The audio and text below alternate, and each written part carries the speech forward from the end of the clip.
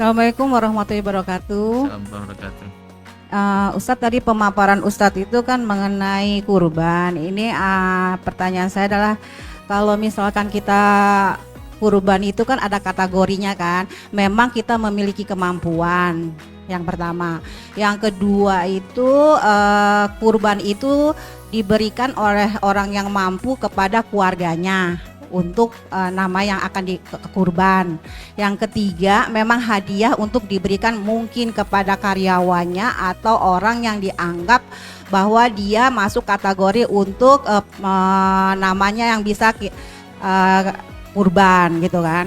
Nah, yang jadi masalah kalau misalkan ada keluarga kita yang memang memiliki kemampuan tapi tidak mau berkurban.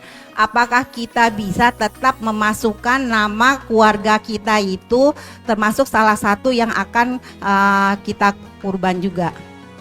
Yang pertama. Yang kedua, kategori misalkan kurban itu sesuai dengan tingkat ekonomi, apakah misalkan karyawan dulu atau OB dulu, atau memang yang berprestasi, atau memang tidak ada kriteria yang harus terserah bagi yang pengen memberikan hadiah itu. Mungkin seperti itu, mohon pandangannya. Assalamualaikum warahmatullahi wabarakatuh. Oh iya, satu lagi mengenai yang orang tua, misalkan orang tua kita udah meninggal tapi kita pengen kurbankan namanya untuk orang tua kita, bagaimana menurut pandangan Islam? Assalamualaikum warahmatullahi wabarakatuh. Baik, terima kasih Ibu. Yang pertama, saya yang anggap satu kedua tuh kayaknya mirip ya. Jadi kita mau mengadakan kurban, lalu atas nama siapa? Misalnya Ibu punya perusahaan ya, siapa yang kurbanin? Pada dasarnya Bu, sebenarnya kalau orang sudah berkewajiban kurban, dia harus kurban sendiri. Ini kan Ibu pengen ngasih hadiah kurban misalnya untuk karyawan. Siapa yang dulu nih? Apakah OB-nya? Terserah Ibu pilih saja. Jadi kita bahasanya itu kita ngasih hadiah supaya orang ini bisa kurban. Itu bebas-bebas saja Bu. Bebas. Kalau misalnya Ibu mau berkurban lalu ingin pahalanya untuk keluarga atau untuk orang tua, boleh. Insya Allah nyampe. Nabi itu kalau kurban selalu 2 kambing. Allahumma taqabbal min Muhammad wa min ummati Muhammad. Jadi kita ini tiap tahun sudah dihitung, semua orang sudah pernah berkurban karena Nabi pernah melakukan kurban. Tiap kurban pasti 2 kambing.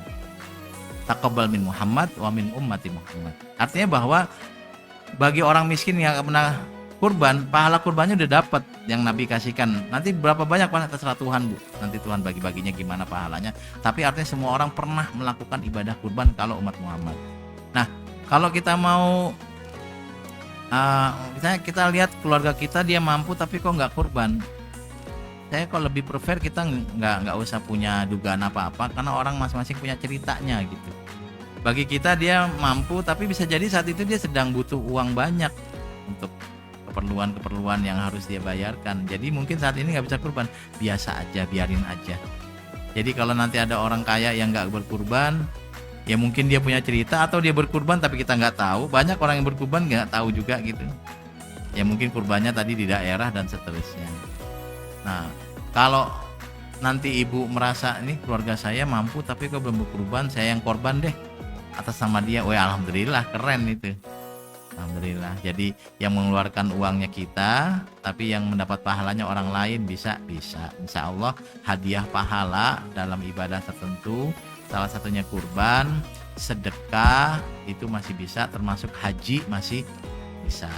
Kalau yang lain gimana? Nanti ada yang bilang bisa, ada yang bilang tidak, tinggal dipilih pendapat yang ada. Tapi kalau kurban boleh. Nabi melakukan Allahumma taqabbal min Muhammad, Allahumma taqabbal min ummati. Artinya bahwa Ibu yang membiayai kurban tapi pahalanya siapa yang dapat, atas nama siapa silakan. Kalau dalam konteks perusahaan ada giliran kurban, berarti perusahaan yang bayarin kurban, siapa yang dapat silakan, boleh diundi, boleh dipilih yang paling bawah, boleh paling atas, bebas-bebas saja. Kepentingan kita adalah orang miskin makan daging saat Idul Adha, itu saja. Terserah mau caranya patungan, terserah mau caranya dibayarin orang, terserah mau gimana.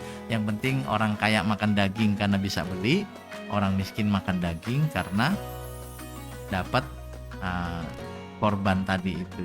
Ingat, bagi kita makan daging itu nggak sulit, bisa beli, tapi ada orang miskin yang tidak akan kepikiran beli daging karena kadang-kadang beli beras aja susah. Terus gimana? Idul Adha ya yang membuat mereka semua bisa merasakan makan daging. Kira-kira gitu.